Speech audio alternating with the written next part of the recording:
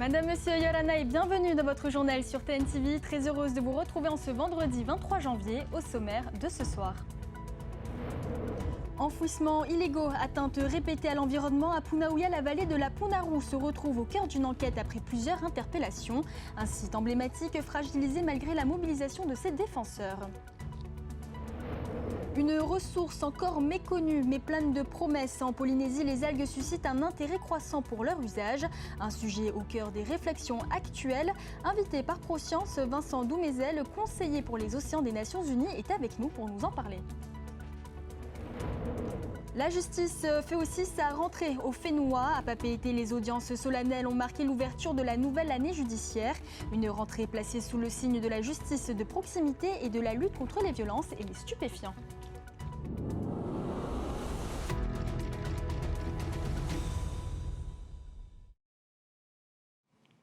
Comment préserver la vallée de la Punarou? L'interpellation récente de plusieurs personnes dans une enquête de centre d'enfouissement illégal rappelle combien cette vallée fait régulièrement l'objet d'atteintes à l'environnement. Un site emblématique mais fragilisé malgré la mobilisation des défenseurs. C'est un reportage de Sophie Gebel et Jeanne Tinoroa. La vallée de la Punarou, un lieu emblématique de la commune de Punaouia. Avec une zone industrielle en basse vallée et un écrin de verdure en amont, c'est un lieu où les enjeux économiques et environnementaux y sont essentiels. Un lieu symbolique mais aussi vulnérable, trop souvent souillé par la main de l'homme. Récemment, plusieurs personnes ont été interpellées après une enquête sur une décharge illicite. Une enquête à la suite d'un signalement de la mairie de Punaouia qui lutte contre toute atteinte à l'environnement dans la vallée. Je rappelle qu'il y a une vallée, un passif avec une exploitation, forte de la vallée dans le temps, qui a participé au développement de l'île de Tahiti, le développement de l'aéroport en termes d'agrégats. Donc ça fait très longtemps que la vallée est utilisée. On a mis en place un conseil de gestion depuis 2014 en regroupant les propriétaires fonciers, les entreprises, les acteurs publics et les associations de protection de l'environnement depuis 2014 pour travailler ensemble sur la protection de l'environnement. Malheureusement, il y a des personnes qui considèrent que ce n'est pas une affaire grave de polluer de manière un peu régulière. Donc nous, on n'a pas la même idée. Il y a d'autres faits qui concernent un peu d'autres types d'activités qui ont été constatés sur des atteintes à l'environnement sur lesquelles on a déjà fait des signalements. La vallée de la Punarou, un lieu emblématique que tente également de protéger Tuha'a Manaroa. Membre de l'association de protection de la vallée de la Punarou, habitant de Punaouia, il constate régulièrement des incivilités dans la vallée. Je suis souvent tombé nez à nez avec des personnes qui venaient effectuer des dépôts sauvages. C'était surtout des encombrants, des déchets encombrants. Donc je m'arrêtais et puis je leur disais de reprendre leurs déchets. J'attendais qu'ils reprennent et qu'ils s'en aillent. Et souvent ce sont des personnes extérieures à la commune. Donc non, c'est désolant. C'est désolant. Je pense qu'aujourd'hui, la commune pourrait peut-être se pencher sur une contravention un peu plus sévère. Pour rappel, les délits environnementaux sont désormais punissables de peine d'emprisonnement depuis novembre 2021. De son côté, le parquet de Papeete souligne que la lutte contre la criminalité environnementale est une priorité pour la justice en Polynésie. Et après les alertes environnementales, place à une piste d'avenir, une piste qui se trouve sous la surface des océans. Les algues suscitent aujourd'hui un intérêt croissant, à la fois économique, écologique et stratégique. Invité par ProScience, Vincent Doumézel, conseiller océan à l'ONU, est actuellement en Polynésie pour en mesurer les perspectives. Au Fénois, plus de 530 variétés ont déjà été identifiées. C'est un reportage de Thomas Chabrol. Les algues, ressources d'avenir pour les populations. En visite en Polynésie, Vincent Doumézel, conseiller océan auprès des Nations Unies, s'intéresse de près à ce trésor encore largement sous-exploité. Sur ce platier, il découvre avec cette spécialiste différentes espèces d'algues présentes naturellement dans le lagon. Là, par exemple, on a collecté une algue rouge. Elle n'est pas rouge, mais c'est une algue rouge. C'est une Acanthophora. Et elle m'intéresse parce que c'est une espèce qui est comestible, qui se mange beaucoup, par exemple, à Hawaï. Et donc, on aimerait faire des analyses dessus. C'est très intéressant. C'est génial d'être là avec une spécialiste comme Mayalène qui explique comment on peut utiliser les algues et comment, notamment ces algues-là, spécifiques à ces îles. Donc, c'est extrêmement intéressant pour moi, c'est extrêmement enrichissant. Ouais. Une biodiversité riche qui pourrait jouer un rôle clé dans l'alimentation et la santé. Les scientifiques étudient les propriétés des algues et leurs applications possibles. Dans son laboratoire à l'université, Mayalène Zoubia s'intéresse plus particulièrement aux algues comestibles. On a un projet actuellement, le projet REMU, qui s'intéresse au potentiel nutritionnel des espèces polynésiennes. Donc pas toutes, on ne pourrait pas en traiter 500. On a une dizaine, une vingtaine d'espèces qu'on aimerait un peu voir quelles sont leurs compositions chimiques, leur activité biologique, et ensuite peut-être développer des filières par la suite. 113 espèces sont d'ores et déjà recensées comme comestibles dans le Pacifique. Entre recherche, innovation et savoir-faire local, les algues sont une ressource durable. Des projets de culture pourraient ainsi se créer. Pour Vincent Doumézel, la Polynésie dispose d'atouts majeurs pour devenir un acteur clé de la filière. Il y a des sargasses qu'on va retrouver un peu partout évidemment, mais il y a d'autres variétés qui vont se retrouver. Et puis encore une fois, il y a une grande diversité ici du fait des eaux relativement froides qu'on va trouver dans le sud des Australes ou des eaux très chaudes qu'on va trouver ici ou dans les Tuamotu. Donc on va retrouver une biodiversité qui est extrêmement vaste. Dans ce laboratoire de recherche sur les bactéries, on s'intéresse aussi à la transformation et à la valorisation des algues polynésiennes, notamment la turbinaria qui envahit les lagons. Ici, on extrait l'alginate de l'algue qui peut servir de gélifiant. C'est utilisé dans les pansements biologiques, dans les pansements gastriques. Mais le but, c'est d'en faire un matériau qui peut à terme remplacer le plastique. Donc on travaille avec d'autres entreprises qui travaillent sur les fibres végétales localement. Et l'idée, c'est de mixer les deux pour en faire un matériau avec des propriétés intéressantes. Avec leurs propriétés multiples, les algues sont une ressource d'avenir à la croisée de l'économie bleue, de la science et de la protection des océans. Et pour en savoir un peu plus sur ce plateau, ce soir, Vincent Doumézel, conseiller pour les océans des Nations Unies et auteur de la Révolution des algues. Bonsoir Vincent. Bonsoir. Alors tout d'abord, on vient de voir, est-ce que la filière de l'algue peut devenir un véritable levier de développement économique et social ici en Polynésie ?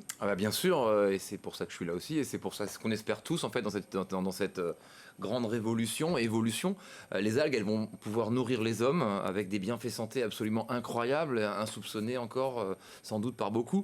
Elles vont nourrir les animaux avec des mêmes bienfaits santé, avec des potentiels absolument incroyables. Elles vont remplacer les fertilisants, remplacer les plastiques de façon durable et biodégradable et même comestible. J'ai ici des lunettes de soleil en algues et donc on pourrait les manger à la fin si on voulait.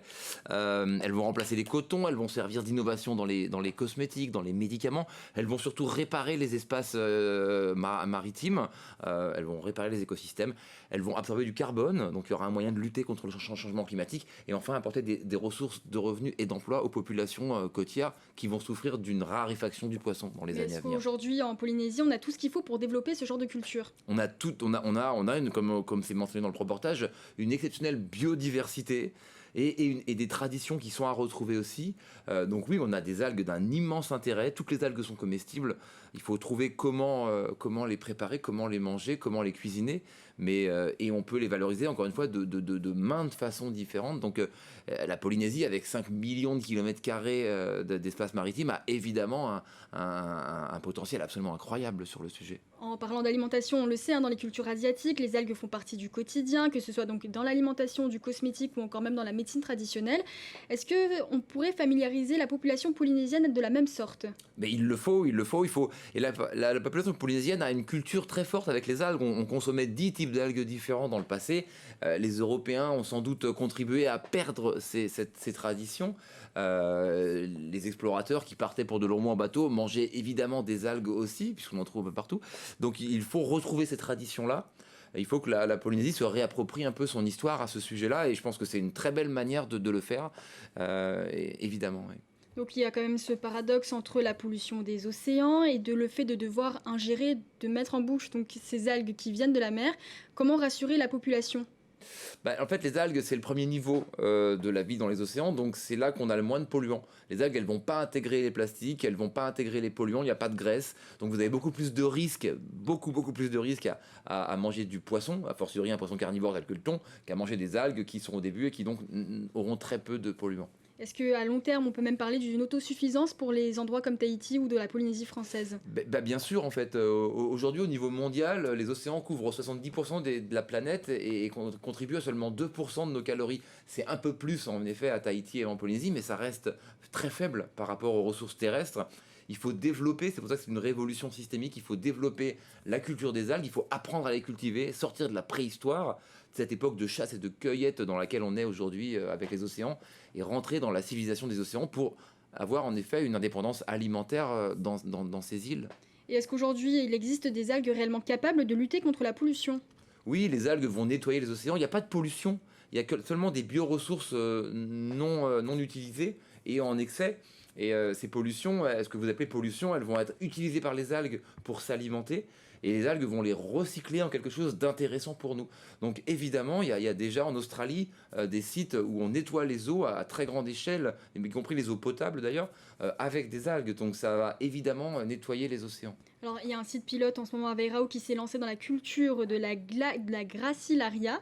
Où en est ce projet aujourd'hui ? Eh ben, on a un porteur de projet qui se lance la semaine prochaine. Donc on va pouvoir très bientôt acheter des algues à Veirao.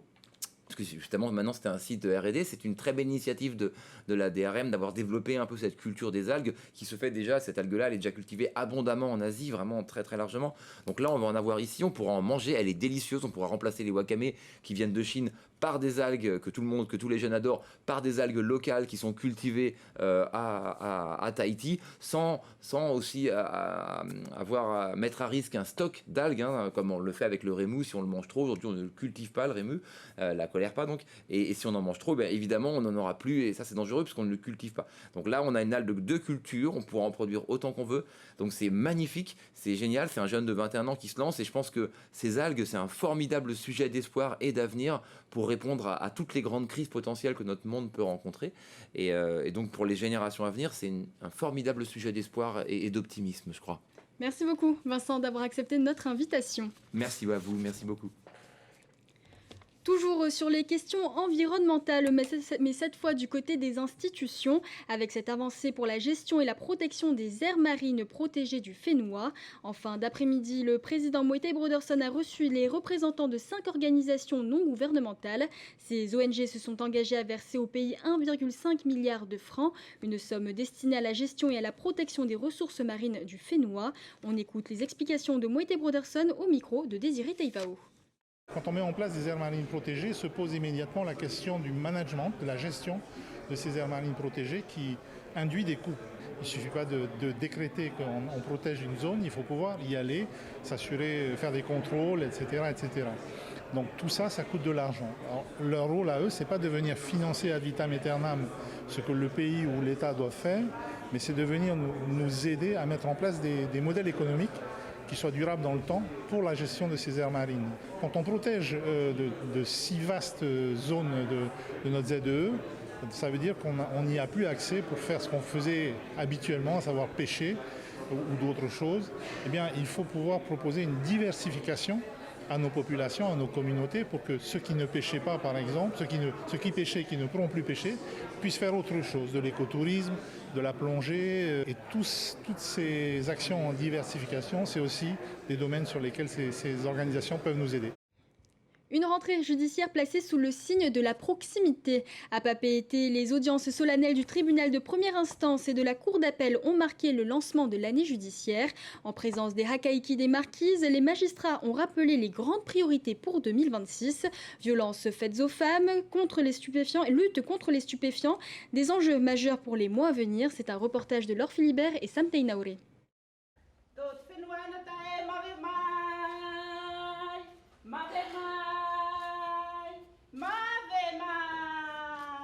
Ils sont les invités de la première présidente de la cour d'appel de Papeete et du procureur général.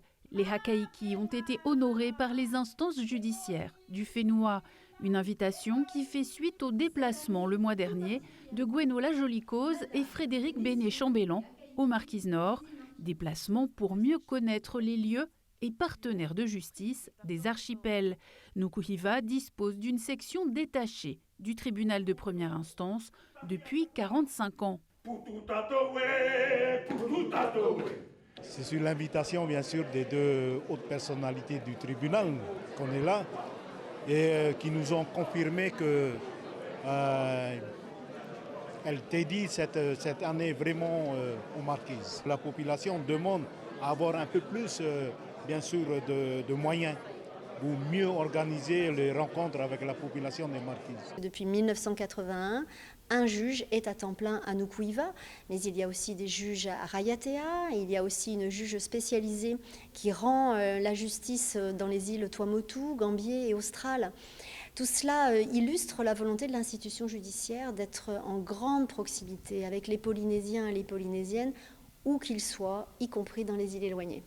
Les violences faites aux femmes et intrafamiliales et le trafic de stupéfiants demeurent les principaux fléaux combattus par l'action judiciaire. Vous savez qu'on a développé, et d'ailleurs avec le parquet, un plan de lutte contre la consommation et le trafic de toutes les drogues en Polynésie française.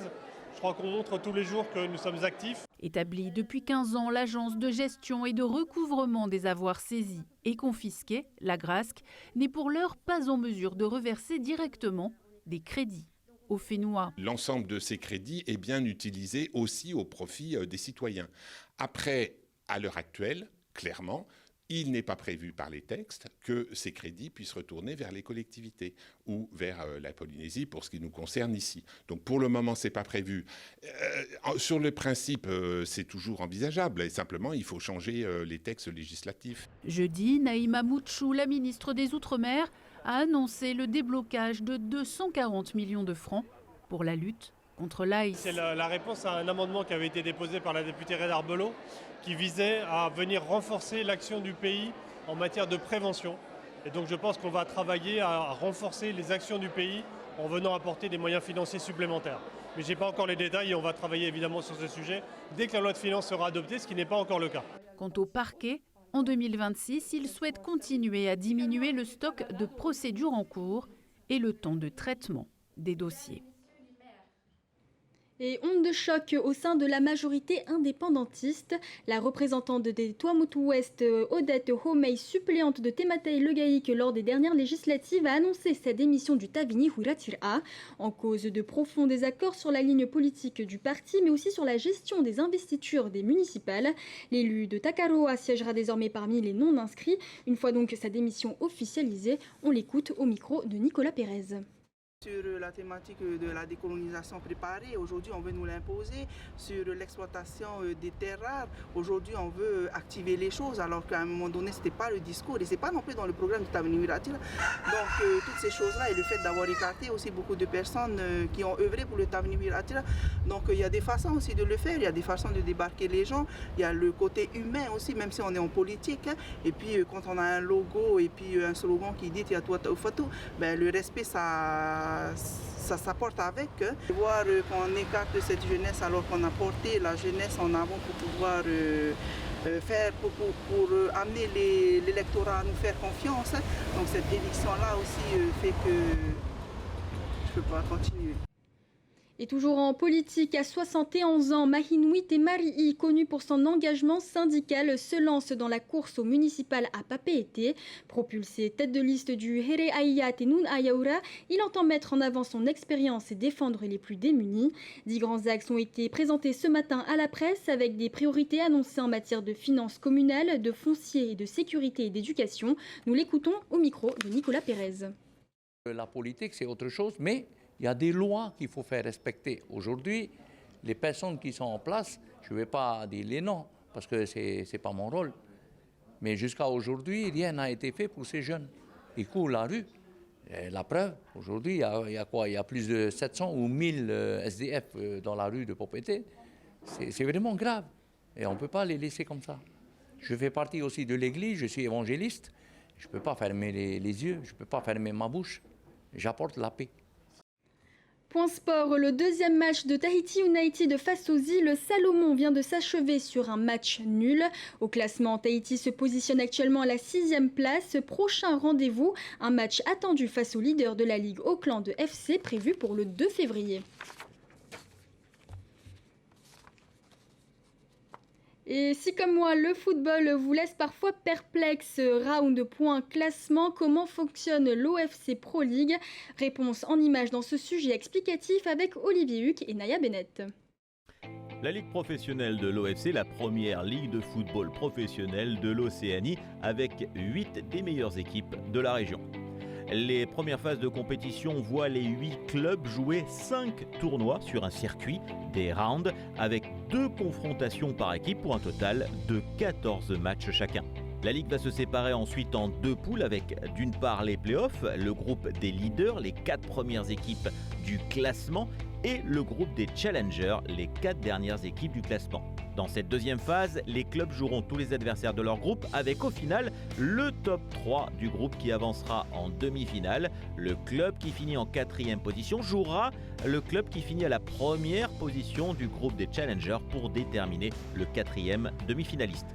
Ensuite, les demi-finales et la finale seront des matchs à élimination directe. Les vainqueurs des demi seront qualifiés pour la grande finale afin de tenter de décrocher la première coupe de l'OFC Pro League. Le gagnant de la Pro League sera également qualifié pour la Coupe intercontinentale de la FIFA et pourra prétendre à une participation à la Coupe du monde des clubs organisée par la FIFA tous les 4 ans. C'est la fin de ce journal, merci de l'avoir suivi. Tout de suite après, retrouvez votre émission Ta à Tatoumou suivie de débrief et juste après votre série Fenwa Urbex. N'oubliez pas à 20h20 le grand retour de Danse avec les stars saison 15. Je vous retrouve demain soir à la même heure. Très belle soirée à tous sur TNTV. Retrouvez ce journal en replay sur notre site internet et notre application mobile TNTV.